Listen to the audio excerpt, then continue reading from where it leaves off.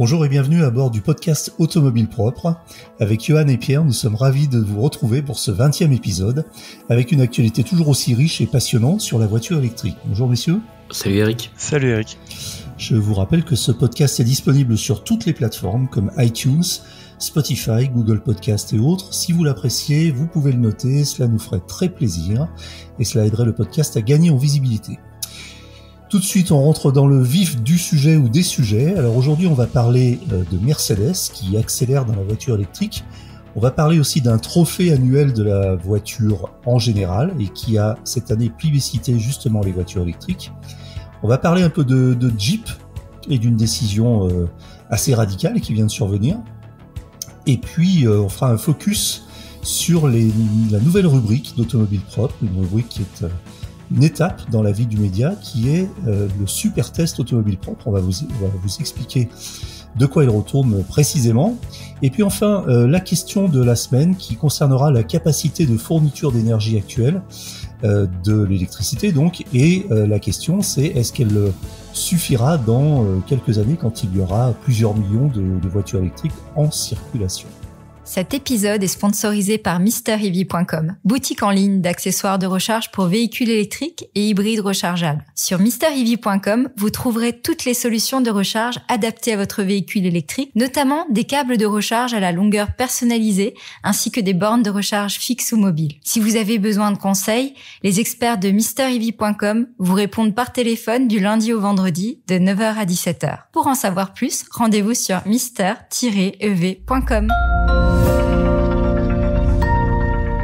Le premier sujet, donc, c'est ce record établi par une voiture électrique qui vient de parcourir tranquillement plus de 1000 km, Pierre. Exactement, la Mercedes EQXX Concept, donc il y a concept dans le nom, normalement on est plutôt habitué à avoir des genres de maquettes à l'échelle 1 et avec des spécificités extraordinaires, mais on sait pertinemment qu'on verra jamais ça de série. Eh bien Mercedes a un petit peu fait les choses différemment, certes c'est un concept, mais c'est un concept qui roule et qui donc a parcouru il y a quelques jours plus de 1000 km en une seule charge. Alors moi je trouve ça extrêmement rafraîchissant, donc déjà parce que c'est un concept qui fonctionne vraiment.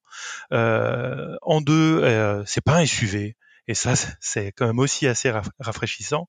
Et en trois, je sais pas pour vous, mais moi j'arrive à une saturation totale de ces nouvelles supercars, hypercars électriques, c'est qui produira le plus de puissance, qui fera le 0 à 100 km/h le plus rapidement possible. Et là, on revient à quelque chose du nouveau monde, parce que toutes ces vitesses et ces accélérations, c'est vraiment l'ancien monde. Là, on est dans le nouveau monde, on est sur battre des records à la fois d'autonomie, mais surtout d'efficience, parce que faire plus de 1000 km en une seule charge, à peu près tout le monde saurait le faire, il suffit d'avoir une batterie suffisamment grosse, mais là, on a une efficience qui est vraiment extraordinaire, puisque c'est plus de 1000 km réalisés sur route ouverte, c'est sur le trafic. Dans le trafic, c'est sur un mélange de plusieurs types de routes. Eh bien, la consommation moyenne finale est de 8,7 kWh au 100 km, et ça, c'est quand même une berline qui fait 4,85 m, qui fait plus de 1 tonne 700, eh bien, c'est absolument remarquable, et c'est un défi qui serait même pas à la portée de la plus efficiente des citadines actuellement en vente. Et ce qui fait dire que on a un bel avenir, parce que ce concept, si abouti, ça veut dire que dans un futur très proche, ça va aboutir à une version de série, et ça c'est une vraie bonne nouvelle. Et moi j'espère que Mercedes se met dans une brèche dans laquelle tous les autres constructeurs vont maintenant aller, et que ça sera une course vers le moins, j'ai envie de dire le moins d'énergie dépensée pour avancer, ce qui est quand même l'essence, si je puis dire, de la voiture électrique et du futur de la voiture électrique. L'essence de la voiture électrique, il fallait la faire, celle-là, bravo. N'est-ce pas ? C'est bien, c'est fait. Sur le concept, effectivement, alors cette voiture, si vous ne l'avez pas vue, ça ressemble à une. Alors, une espèce de coupé 4 places, c'est-à-dire c'est une voiture qui est très basse, très aérodynamique, évidemment très fluide, en forme de goutte d'eau un petit peu, et c'est aussi la direction que prennent les voitures électriques qui recherchent absolument l'efficience. Donc on a quelques points communs, c'est-à-dire cette forme très effilée, des pneus assez étroits pour ne pas offrir trop de résistance au sol et puis à l'air évidemment.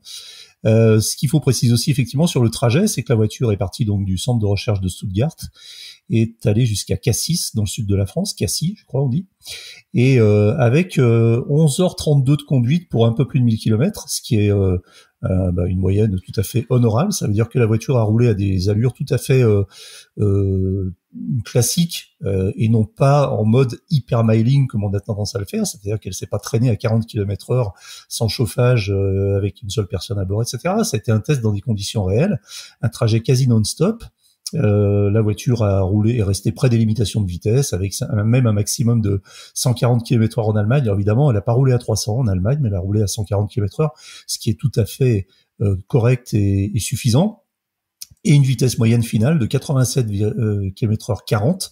Alors je sais pas si vous vous êtes déjà amusé à regarder vos moyennes quand vous faites un trajet un petit peu long, que ça soit sur route ou autoroute, mais on est même assez rarement à ces hauteurs-là quand on essaye de rouler un petit peu à l'économie. Donc finalement très proche de la réalité sur un grand parcours. Johan, ça t'inspire ce genre de record? Ouais, moi ça me rappelle une voiture en fait qui a été présentée, il me semble, en 2014, qui était la Volkswagen XL1, qui était une hybride rechargeable aussi, qui faisait moins d'1 litre de carburant en 100 km. Et donc c'est un petit peu comme si finalement tous ces efforts sur l'efficience, etc., qu'on a pu commencer à faire sur la partie thermique, commencer à aboutir aussi sur la partie électrique. Donc voilà, en tout cas j'ai l'impression que c'est des voitures à la philosophie assez proche. Vraiment l'efficience au maximum, des voitures assez basses, bien effilées. Donc voilà, c'est intéressant. Je me demande maintenant ce qui va rester dans les versions de série, ou en tout cas ce que va faire Volkswagen de son apprentissage autour de ce concept. Mais en tout cas, ouais, ça fait du bien. Et ce que j'ai remarqué autour de moi, c'est que finalement ce record des 1000 km avait pas mal marqué les gens. En tout cas, j'ai plusieurs personnes qui m'en ont parlé. Pas forcément des spécialistes de l'automobile ou quoi, mais qui avaient été marqués par le fait qu'une voiture électrique avait pu faire 1000 km. Donc ça aussi, ça participe à développer en fait la voiture électrique dans l'esprit des gens, de se dire finalement on n'est pas limité à 150 km comme au début de l'électrique. Donc voilà, je trouve ça intéressant. Oui, c'est vrai, c'est intéressant ce que tu soulignes, Johan, c'est en termes effectivement de résonance auprès du grand public et de communication. Je précise, j'ai encore deux précisions un peu techniques qui sont quand même vraiment intéressantes dans ce test, c'est que le trajet a prévu aussi quelques détours par des cols de montagne et des villes afin de multiplier les conditions de roulage, et puis dans des températures qui étaient aussi avec une amplitude assez large puisque ça allait de 3 degrés à 18 degrés.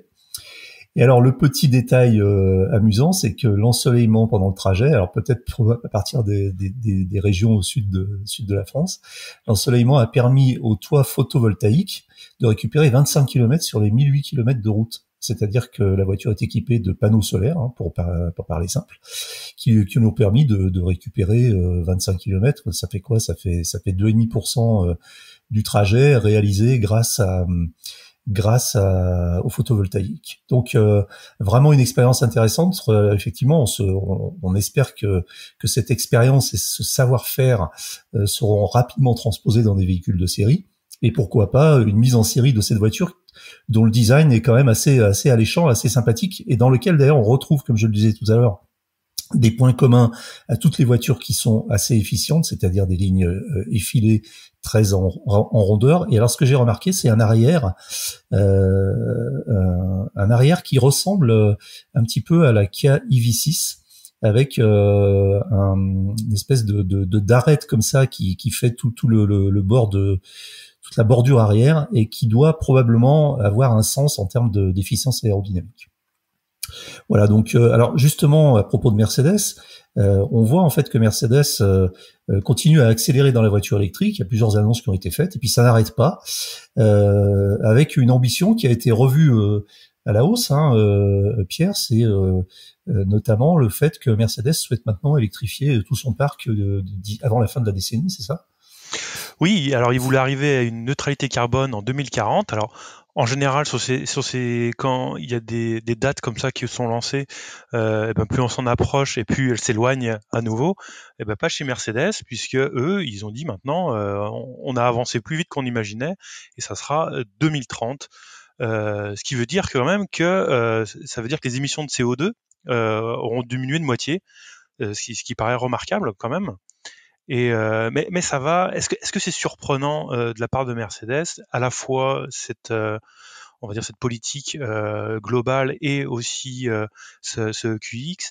On voit depuis quelques années Mercedes fait pas partie des pionniers, au même titre par exemple que BMW avec son i3, qui est quand même a été un des premiers parmi ces premiers mêmes allemands à sortir une électrique vraiment homogène. Mais Mercedes fait des progrès vraiment considérables, modèle après modèle. Ça avait déjà commencé avec le QC, qui était, on va dire, un petit peu dans la moyenne de ce qui se faisait à ce moment-là, mais ils ont vraiment amélioré les choses avec le QA derrière, qui en version traction 250 justement a une efficience qui est étonnante, dont on parle pas assez et qu'il faudrait mettre un peu plus en valeur, parce que ces deux QA, il arrive vraiment à des consommations très basses. Et puis il y a aussi le QS, qui est un petit peu, qui sera, je pense, considéré dans quelques années comme la grand-mère de ce que sera la version de série de le QXX, c'est-à-dire que c'est une grande berline, et qui arrive quand même alors bon, toute proportion gardée par rapport à son gabarit, mais qui arrive à avoir des consommations maîtrisées, et ça en dit beaucoup. Et je pense que Mercedes fera partie vraiment des acteurs de l'électrification à observer dans les années qui viennent. Alors oui, effectivement, on constate un peu ce mouvement, qui est un mouvement de fond chez les constructeurs traditionnels, on va dire, et notamment chez les premiums allemands. Ils se sont mis à l'électrique, ils s'y sont mis avec plus ou moins de rapidité et de bonheur, mais on sait aussi qu'ils ont une grosse puissance de feu et qu'ils peuvent se mettre en mode vraiment machine de guerre pour avancer très vite, avec chacun sa spécificité, on va dire. Mais effectivement, moi j'ai jamais eu de doute sur le fait qu'ils arriveraient à tourner la page du thermique finalement assez rapidement, et peut-être plus vite que ce qu'on ne le pensait. Alors aujourd'hui, ils sont encore, si on prend toujours Tesla comme la référence, notamment en termes d'efficience et de technologie, ils n'en sont pas encore là. Cela dit, le retard est en train de se combler très vite. Et puis eux, par contre, ils ont énormément d'avance sur tout le reste. Ils savent faire des voitures, ils savent faire du premium, ils savent faire des châssis, des liaisons au sol, etc. Et donc ils partent quand même avec un déficit technologique sur la gestion de l'énergie électrique, mais ils partent aussi avec une grosse avance sur tout le reste. Donc reste à voir maintenant qui va rattraper l'autre. Est-ce que c'est Tesla qui va arriver un jour à faire du premium, ou en tout cas des voitures un petit peu avec une qualité perçue un peu supérieure, ou est-ce que ce sont les constructeurs premium qui vont rattraper Tesla dans la technologie de l'énergie électrique? En tout cas, c'est un feuilleton à épisode qui va être très intéressant de suivre dans les prochaines années. Justement, alors à propos de voitures électriques et de classement, puisqu'il faut toujours des classements pour nous permettre de nous guider un petit peu dans le marché. Voilà, il existe un classement dont on ne parle pas vraiment par ici, mais qui est quand même important, puisque c'est tout simplement the World Car of the Year, c'est-à-dire le classement mondial des voitures de l'année en gros. Et cette année, alors grande nouveauté, les voitures électriques, Pierre, ont été largement plébiscitées, semblerait-il. Ah bah oui, écoute, il y a 5 catégories différentes pour cette distribution de couronnes, on va dire, et sur les 5, il y en a 4 qui ont été remportés par un véhicule électrique. Alors ça paraît très loin, l'époque de la Nissan Leaf qui avait remporté le titre européen de la voiture de l'année, c'était en 2011, et écoutez, un peu plus de 10 ans plus tard, visiblement ça va devenir quelque chose de bien plus récurrent. Alors parmi les grands gagnants, on a forcément les Coréens, donc la Kia EV6 a déjà remporté le titre européen. Et bien, c'est sa cousine, la Hyundai Ioniq 5, qui remporte le titre mondial, non seulement dans la catégorie voiture électrique, mais aussi dans la catégorie design. il faut dire que effectivement, elle a vraiment un design étonnant, cette Ioniq 5, qui la différencie vraiment du reste de la production. Et un troisième, la couronne ultime, puisqu'elle a aussi elle remporte toute catégorie, elle remporte la couronne ultime de voiture mondiale de l'année. Et juste derrière, il y a qui ? Sa cousine, la Kia EV6, qui a été grillée de quelques points, et on retrouve aussi la Ford Mustang Mach-E. Donc c'est vraiment un plébiscite étonnant, soudain. C'est comme ça. Et on a aussi dans la catégorie sportive, pourtant il y avait une affiche qui était impressionnante cette année, avec des BMW M3, M4, la nouvelle Toyota GR86. Et bien pourtant c'est l'Audi e-tron GT qui remporte la couronne de la voiture performante de l'année. Donc c'est vraiment le carton plein pour les voitures électriques cette année. Alors l'Audi e-tron GT, petite parenthèse amusante aussi, c'est que j'ai vu que nos amis de CarWow, qui est une chaîne YouTube et un média britannique qui a pour spécialité de comparer les performances de toutes les voitures sportives dans des vidéos assez amusantes de départ arrêté, vient de se livrer un petit exercice où il comparait toutes les Audi entre elles les plus puissantes, donc toutes les RS et compagnie thermiques. Et parmi toutes ces voitures, il y avait une e-tron GT, e-tron RS GT, donc la seule électrique du lot. Eh bien, devinez qui remporte l'épreuve sur au moins 2 manches, c'est celle-ci. Donc, l'Audi e-tron RS GT électrique arrive en accélération pure et dure devant toutes les autres Audi du marché, y compris la R8 et y compris les A6 GT, RS, etc. Donc, c'est assez drôle. Fin de la parenthèse. C'est quand même ce qu'on voit ici. Peut-être, Johan, je sais pas si tu as un mot à dire sur le sujet, mais c'est que les voitures coréennes sont toujours bien placées dans ces palmarès. Ouais, effectivement, là, ils ont vraiment Kia et Hyundai ont vraiment bien joué avec ces 2 modèles. Enfin, on voit qu'ils raflent tous les prix. On voit aussi que c'est des véhicules qui plaisent beaucoup aussi au public. En tout cas, c'est ce qui semble ressortir des commentaires sur Automobile Propre, sur la chaîne YouTube, etc. Donc voilà, c'est plutôt des produits qui plaisent.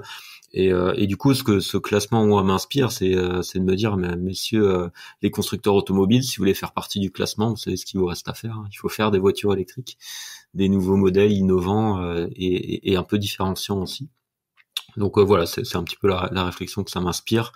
Et effectivement, je pense qu'on verra de plus en plus d'électriques dans les années à venir dans ce classement. Là, ça y est, c'est parti. Peut-être qu'on ne verra même que des électriques prochainement dans les top 3 ou les top 5 de ce type de classement. Alors, il y en a un autre qui se consacre de plus en plus à l'électrique. Pardon, c'est mon téléphone qui sonne. C'est Jeep. Alors, étonnamment, Jeep qui vient donc d'annoncer qu'il arrêtait la vente des véhicules modèles purement à essence. Donc ça veut pas dire qu'on ne mettra plus d'essence dans les Jeeps, mais en fait on va aller plus sur d'autres types de motorisation, c'est ça ? Ouais, tout à fait. En fait on est déjà dans un contexte où il y a de nombreux constructeurs qui commencent à changer un petit peu de braquet quant aux motorisations. On sait que Audi, par exemple, vient d'arrêter la vente de ses modèles diesel aux Pays-Bas. Stellantis qui indique aussi qu'il va cesser les motorisations essence sur les versions familiales de ses utilitaires. Et donc là, on a Jeep qui met fin en version purement essence ou purement diesel en France pour les particuliers. Donc en France et pour les particuliers, la précision est importante. Mais voilà, du coup, il y a cette décision qui est prise et il reste en fait dans la gamme le Renegade et le Compass hybride, en version hybride et hybride rechargeable. Donc voilà, ça reste finalement une gamme assez restreinte. Le Wrangler 5 portes, lui, il a été retiré du catalogue. Sachant que ça c'est bien pour les particuliers et pour les professionnels. Par contre, il reste encore au catalogue le pick-up Gladiator, donc en version diesel exclusivement, et donc il devrait être aussi prochainement électrifié. Ouais, donc tout ça fait finalement un changement assez fort, et c'est vrai que l'avenir de Jeep va aussi se jouer avec l'arrivée de nouveaux modèles, notamment le petit SUV Jeep Junior, qui se basera sur la plateforme CMP, qui est déjà utilisée par le Peugeot 2008, le Moka ou encore la DS3 Crossback. Donc voilà, on sent que Jeep dessine son avenir vers des motorisations de plus en plus électriques. Alors ça rappelle une réflexion un peu, enfin je sais pas ce que tu en penses Pierre, mais c'est que en fait tous les modèles iconiques d'origine américaine sont en train de passer tranquillement à l'électrique, et avec sans que ça fasse réellement de vagues, et en plus avec un certain succès, parce qu'on parle de Jeep, mais on peut parler aussi du Ford F-150 qu'on a souvent évoqué déjà ici, du Hummer, même si pour certains c'est une aberration électrique, mais ça reste une voiture assez emblématique d'un certain lifestyle à l'américaine. Et puis d'autres modèles qui vont arriver et qui sont, et puis une autre peut-être aussi dont on parle moins, qui fait son bonhomme de chemin, qui marche bien, je crois, en termes de commerciaux, et qui est une très très bonne voiture, c'est tout simplement la Mustang Mach-E. Donc voilà, des modèles iconiques de l'American Way of Life qu'on avait l'habitude de voir équipés de gros V8 bien fumants, et qui passent aujourd'hui tranquillement à l'électrique. Alors, dans le cas de Jeep, on peut voir les choses de deux façons différentes. C'est que depuis que ça a été absorbé par Stellantis, forcément, il faut des économies de plateforme et de motorisation. Donc, ça passera par là, par des versions un petit peu adoucies qui vont utiliser l'image de Jeep un peu baroudeuse pour faire des petits SUV urbains. Alors, on peut en déduire ce qu'on veut, mais d'un autre côté, d'un point de vue purement efficacité, une motorisation électrique, même dans le franchissement pur, donc c'est pourquoi Jeep est connu, ça permet des choses totalement extraordinaires que aucun moteur thermique ou aucune transmission mécanique peut arriver à faire, avec vraiment si on conjugue l'électronique au niveau du contrôle de l'adhérence et de l'application d'un couple instantané différent à chaque roue, on peut pas faire dans ce domaine mieux que l'électrique, et donc on peut arriver à avoir des Jeeps électriques bien plus efficaces dans leur domaine de prédilection que les Jeeps du passé. Donc bon, deux façons de voir les choses.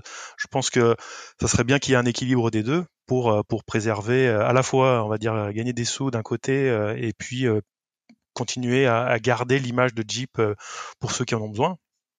Et effectivement, le Ford F-150, il a l'air d'être vraiment plébiscité, et pareil, une application un côté utilitaire qui le rend très performant dans son domaine, et qui va peut-être faire oublier les V8 les V8 et les gros diesels aussi qui faisaient le succès de ces pick-up.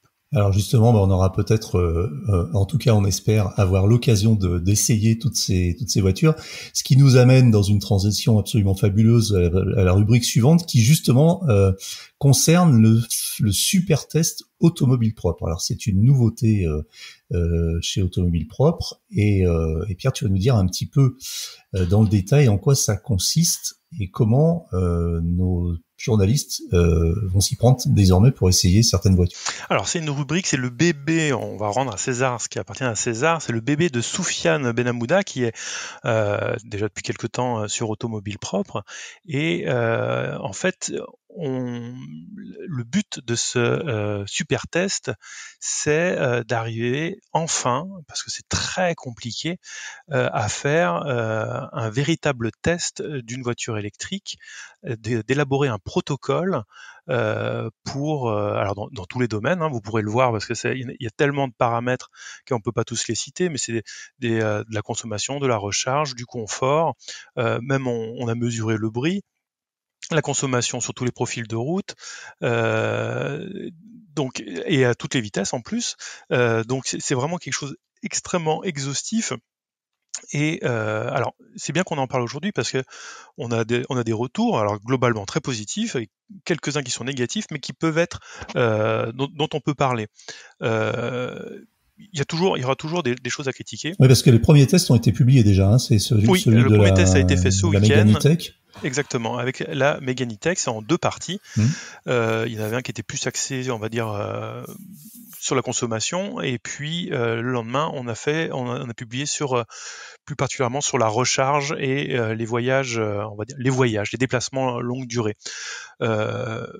Donc on va essayer de reproduire justement ce protocole précisément avec tous les modèles. Donc, quelles sont les faiblesses ? On peut commencer par ça. On peut maîtriser tout dans ce super test parce que ça sera toujours fait avec le même conducteur à son volant. Ça sera Soufiane. Il a élaboré un parcours qu'il empruntera à chaque fois. Donc toujours le même parcours. Toujours le même parcours, quel qu'il soit, que ce soit ce qu'il fait sur national, ce qu'il fait en ville, ce qu'il fait sur autoroute. Donc c'est vraiment le but, hein, faire quelque chose qui puisse être répété le plus fidèlement possible. Au final, on peut le dire tout de suite, hein, le seul paramètre qu'on ne peut pas maîtriser, c'est la température. Donc la température, on la précisera à chaque fois parce que on le sait bien, c'est un facteur important en termes de consommation. Mais il y a des limites à ce qu'on peut faire sur route ouverte parce que on peut pas faire ça dans un labo parce que de toute façon, ça serait pas des chiffres qui seraient véritablement réalistes. Eh bien, on a choisi de faire d'avoir cette faiblesse-là parce qu'on peut pas l'éviter. Alors on peut quand même, on maîtrise pas la température, c'est-à-dire on maîtrise pas la météo évidemment lors du roulage de la consommation. On peut cependant la maîtriser un petit peu lors de la recharge par les dispositifs de mise en température des batteries de certaines voitures. Tout à fait. Et ben justement, nous on pousse le vice jusqu'à quand il y a un système de préchauffage des batteries, à tester d'abord sans le préchauffage des batteries. Par exemple, vous voulez faire une sorte de recharge improvisée, vous dites tiens, je vais faire une pause et je vais recharger. Donc on l'a mesuré. Et s'il y a un système de préchauffage des batteries, eh bien on l'a mesuré aussi et on sera à même de donner un chiffre. Donc à ce niveau-là, on est pas mal. Ce qu'il faut bien se dire, donc là, on a publié une seule voiture, un seul super test. On obtient des chiffres qui sont ce qu'ils sont. Toute la valeur de ces super tests, c'est la répétition. Ça sera la comparaison. Donc, plus on va répéter ces essais avec le même protocole, et plus en fait on pourra comparer d'une voiture à l'autre et là avoir une vraie valeur parce que on a déjà des propriétaires qui nous disent oui mais moi je fais moins ou moi je fais plus. Soit, mais ce qui va être bien, c'est de pouvoir répéter. Et donc là, on peut déjà dire un scoop pour le podcast. La prochaine, ce sera l'ID3, qui est une concurrente directe de la Mégane, qui a déjà été testée, quasiment à quelques jours près, au même moment que la Mégane, donc avec des températures très proches. Et là, on aura une vraie base de comparaison entre ces deux modèles concurrents, avec une valeur vraiment exceptionnelle, et on pourra déterminer juste, pas vraiment en se focalisant justement sur ces chiffres, mais juste dire dans tel domaine, l'ID3 fait mieux, dans tel autre, c'est la Mégane qui fait mieux. Et déjà, ça nous permettra à plus long terme de faire des bases de données, de faire des classements précis dans des domaines différents, ce qui permettront aux lecteurs et aux futurs acheteurs d'orienter au mieux leur choix suivant le domaine qui les intéresse plus, parce qu'il y a des gens qui font jamais d'autoroute ou qui partiront jamais en vacances avec leur électrique. Il y aura d'autres domaines qui vont plus les intéresser, la recharge ou le confort ou le silence à bord. Et bien ils trouveront toutes leurs réponses dans ce super test. C'est en tout cas notre ambition. Et petit détail aussi intéressant, c'est que Soufiane mesure aussi le bruit, le niveau sonore à l'intérieur des voitures pendant le roulage en fait. Et je pense que c'est un sujet important parce que le bruit est un petit peu l'ennemi du bien-être partout, et a fortiori en automobile, et on a tendance parfois à surcoter l'idée qu'on peut se faire du silence dans une voiture électrique. Or, on sait très bien qu'à partir d'une certaine vitesse, les bruits de roulement, les bruits d'aérodynamique l'emportent sur les bruits de la motorisation, et on peut se retrouver, c'est le cas par exemple avec une Tesla Model 3 version performance par exemple, avec une voiture qui finalement à 120 km/h ou 130 km/h est plus bruyante qu'une thermique de même catégorie, parce que on a beaucoup de bruit de roulement notamment. Donc ça, je trouve que c'est intéressant.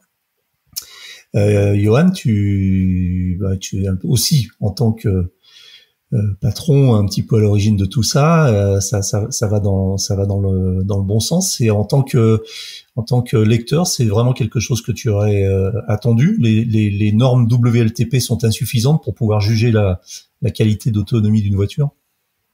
Ouais, moi je trouve que c'est déjà un travail de dingue qu'a réalisé Soufiane. Enfin, pour le coup, je veux vraiment le remercier et lui rendre hommage là-dessus. C'est un super boulot. Ça va permettre effectivement de comparer les véhicules, et surtout ça répond en fait à une ambition, c'est-à-dire que Automobile Propre est toujours un petit peu tiraillé, ou en tout cas doit servir deux audiences différentes. La première, c'est les gens qui n'y connaissent rien et qui veulent passer à l'électrique, donc il faut faire quelque chose de très simple à comprendre, très vulgarisé, et puis une audience qui est de plus en plus pointue et qui attend d'Automobile Propre en tant que site média spécialiste de l'électrique des choses assez poussées, c'est fouillé, d'aller un peu plus loin que les autres médias. Et du coup, le super test rentre vraiment dans cette catégorie-là. On amène de l'information supplémentaire pour finalement rentrer dans le détail et pouvoir choisir son véhicule. Ça parlera peut-être pas à la ménagère de plus de 50 ans, la fameuse, qui elle sera plus intéressée par des articles plus généralistes ou plus vulgarisés, mais par contre ça répondra aux besoins et aux demandes d'une partie de notre lectorat, et ça c'est top. Très bien, donc on va suivre ça avec passion. Alors sans rien dévoiler, je pense qu'on peut dire aussi qu'il y aura d'autres nouveautés importantes qui vont arriver sur Automobile Propre avant la fin de l'année, et on espère pouvoir vous en dire plus rapidement. On va finir avec la question du jour, et qui concerne la capacité de fourniture d'énergie des centrales nucléaires. Donc la question qui revient de façon assez récurrente, notamment de la part de gens qui s'interrogent sur la transition électrique et énergétique, et aussi, on peut le dire, de la part des anti-VE. Il y a aussi des gens qui sont contre le véhicule électrique, un peu par principe ou par posture. Donc, cette question, c'est ok, aujourd'hui, il y a, je sais plus, 500 ou 600 000 voitures électriques immatriculées en circulation en France. Qu'est-ce qui va se passer quand il y en aura 15 millions d'ici 15 ou 20 ans, voire bien avant? Et est-ce que les centrales électriques sont en capacité de fournir l'énergie demandée et requise par ces véhicules? Voilà, alors je crois qu'on a quand même des éléments de réponse, Johan. Ouais, tout à fait. Déjà, c'est une vieille idée reçue. Alors, idée reçue qu'on peut comprendre, mais c'est la voiture électrique, ça va faire saturer le réseau, il va falloir construire de nouvelles centrales électriques. Souvent, quand vous parlez de véhicules électriques avec des gens qui sont un tout petit peu contre ou un petit peu sceptiques, c'est le premier sujet qui vient sur la table, c'est ce sujet de l'alimentation électrique. Donc, moi, à titre personnel, j'ai pas forcément la réponse. Par contre, ce qui est sûr, c'est que RTE, qui gère le réseau électrique, lui s'est posé la question et de façon approfondie, puisqu'ils ont fait toute une étude sur ce sujet-là, ne serait-ce que pour savoir s'ils allaient devoir justement augmenter en fait leurs infrastructures, et dans quelle mesure. Donc ils ont fait une étude que vous pourrez retrouver sur le site de RTE, de l'Aver France ou même d'Automobile Propre. Et en fait, ils estiment eux que la consommation d'énergie qui est liée au développement du véhicule électrique ne devrait pas dépasser 48 TWh en 2035. Ça correspond à peu près à 10% de la consommation française d'électricité. Et du coup, 16 millions de véhicules électriques, c'est ce qu'ils ont calculé. 16 millions de véhicules électriques en circulation, ça correspondrait à peu près à la consommation électrique de la Nouvelle-Aquitaine. Donc c'est pour vous donner un ordre d'idée, un ordre de grandeur. Et en fait, RTE nous dit que finalement, ça ne devrait pas poser trop de problèmes, en tout cas qu'on est en capacité d'absorber ce supplément de consommation électrique. Mais par contre, le point qui est un petit peu compliqué, c'est de gérer les pics de consommation. Et il y a notamment le pic, le fameux entre 19h et 21h, où tout le monde rentre chez soi, allume ses appareils électriques, fait à manger, lance des machines à laver, etc. Finalement, en fait, le défi, c'est plutôt ça, c'est d'être en capacité de gérer ce pic-là.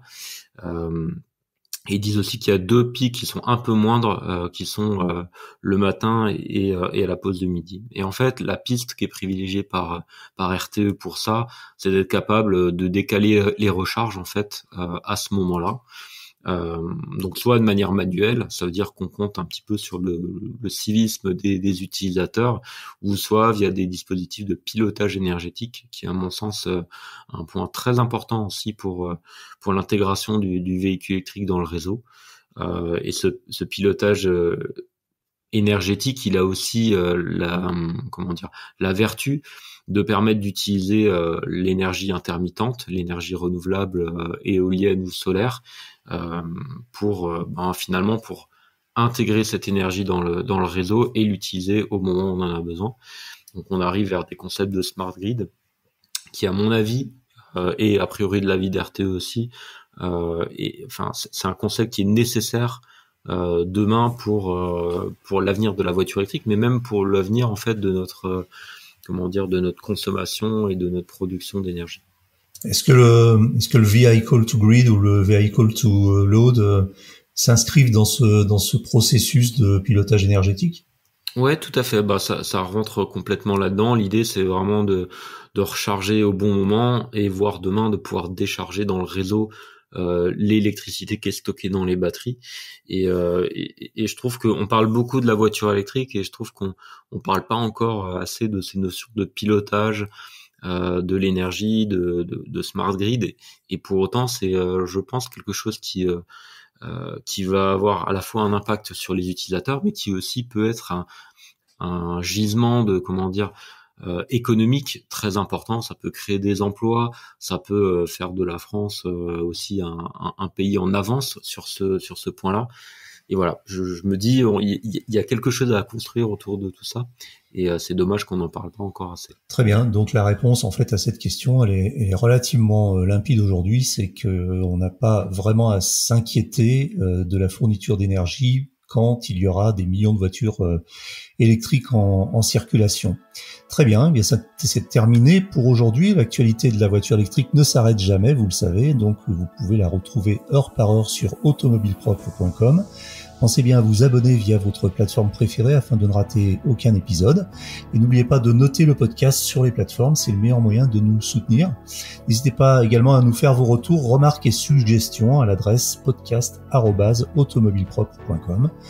Quant à nous, nous vous disons à la semaine prochaine pour un nouveau numéro de Automobile Propre, le podcast. Salut!